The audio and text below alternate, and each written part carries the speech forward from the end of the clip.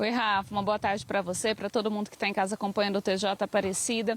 Olha, a gente sabe que esse ano a Assembleia ela é eletiva. Além da eleição da presidência da CNBB, dos dois representantes do Sínodo e também dos dois representantes do CELAM, serão eleitos os 12 presidentes das comissões episcopais. E agora a gente está recebendo aqui no TJ Aparecida Dom João Justino, ele que é o arcebispo metropolitano de Goiânia e também o presidente da Comissão Episcopal para a Cultura e Educação. Então a gente vai conversar com ele sobre esse balanço, Dom João Justino. Uma boa tarde para o senhor. Nesse quadriênio, como que a gente pode avaliar o trabalho da comissão?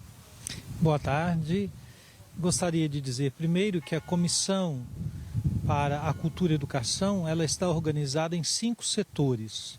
O setor educação, que cuida da pastoral da educação, que é a educação básica, o setor universidades, o setor ensino religioso, setor bens culturais e setor pastoral da cultura, o setor cultura.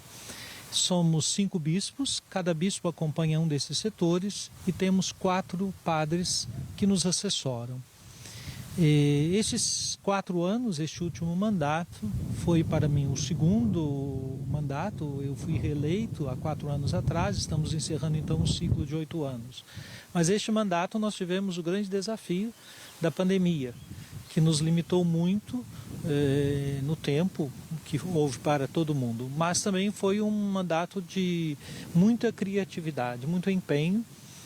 Além dessas pessoas, os bispos e os assessores, nós temos de diversas partes do país colaboradores. Trabalhamos com um grupo grande de colaboradores, em sua maioria leigos e leigas, também alguns sacerdotes, alguns religiosos. E em cada um dos setores houve avanços significativos. Eu chamaria atenção para os textos que publicamos. Eles estão disponíveis nas edições CNBB. O último deles é o livro Itinerários Formativos para Educadores, com o objetivo de facilitar e estimular a formação de educadores numa perspectiva do humanismo integral, que é o modo como a Igreja fala e insiste para a educação. Sempre em sintonia com o projeto do Papa Francisco do Pacto Global Educativo.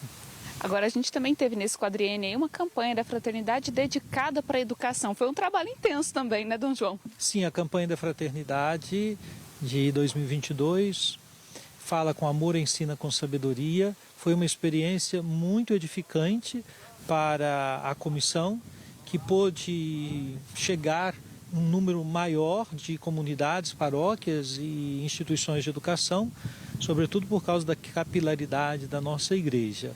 E houve iniciativas muito interessantes que essas iniciativas fortaleceram o trabalho da pastoral da educação, da pastoral universitária e também de uma perspectiva de uma cultura que tem como base a educação.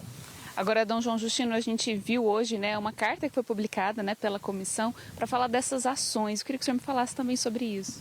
Sim, o último trabalho da comissão é uma pequena carta que foi preparada pelos colaboradores nossos e com a nossa participação sobre o momento que vivemos nas últimas semanas em nosso país. Não é uma questão nova, mas que ficou acirrada e chamou muita atenção por causa dos acontecimentos na escola de São Paulo e de Blumenau.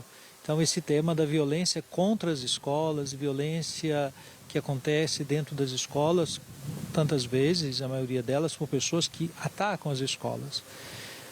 Publicamos uma orientação, na verdade é uma carta mais motivadora para todas as instâncias que cuidam da educação, inspirada na mensagem pascal. O ressuscitado, com as marcas da paixão, o primeiro dom que ele oferece é a paz esteja convosco. Como é que nós podemos focar a nossa ação e cuidado com a educação, com as escolas, na promoção da paz, portanto, por uma cultura não violenta. Lembrando a responsabilidade de todos. E esta responsabilidade, ela passa por ações de respeito a cada pessoa. E que são valores, no seu conjunto, valores cristãos, valores que vêm da tradição cristã. Agora, para a gente encerrar, Dom João, a gente teve até o ano passado aí algumas limitações por causa da pandemia. Então, tradicionalmente, antes da pandemia, a Assembleia tinha esse período de 10 dias. Ano passado, ano retrasado, não foi dessa forma. E esse é um momento também para vocês, senhores bispos, se encontrarem nesse momento de união, de partilha, de comunhão, não é mesmo? Uma das marcas mais fortes da Assembleia e presencial é o encontro dos bispos. A convivência, a fraternidade, a alegria de experimentar uma colegialidade que passa pelo reconhecimento do outro, lembrando que cada um de nós está aqui profundamente ligado às suas dioceses de origem, não é? Cada bispo está aqui em nome da sua igreja particular. E isso mostra a unidade da igreja no Brasil, também nos estimula a conhecer a diversidade da igreja, que exatamente num país tão diverso, tão amplo, com pluralidade de tantas situações, tudo isso reflete aqui no contexto da Assembleia.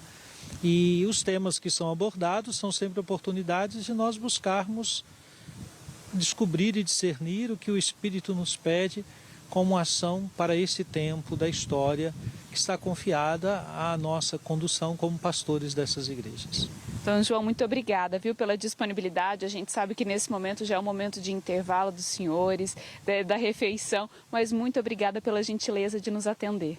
Muito obrigado e peço a todos que nos assistem que rezem por nós, para que seja uma Assembleia muito fecunda, que produza frutos para a missão da Igreja no Brasil, que não é outra senão aquela que Jesus nos confiou, evangelizar. Muito obrigada, Dom João Justino, então, arcebispo metropolitano de Goiânia e também o presidente da Comissão Episcopal para Cultura e Educação, trazendo então um balanço desse último quadriênio, essa preocupação também com a realidade das escolas que a gente tem acompanhado no Brasil todo. Rafa, volto com você aí no estúdio com essas informações tão importantes e para o povo de casa acompanhar e rezar também pelo episcopado brasileiro.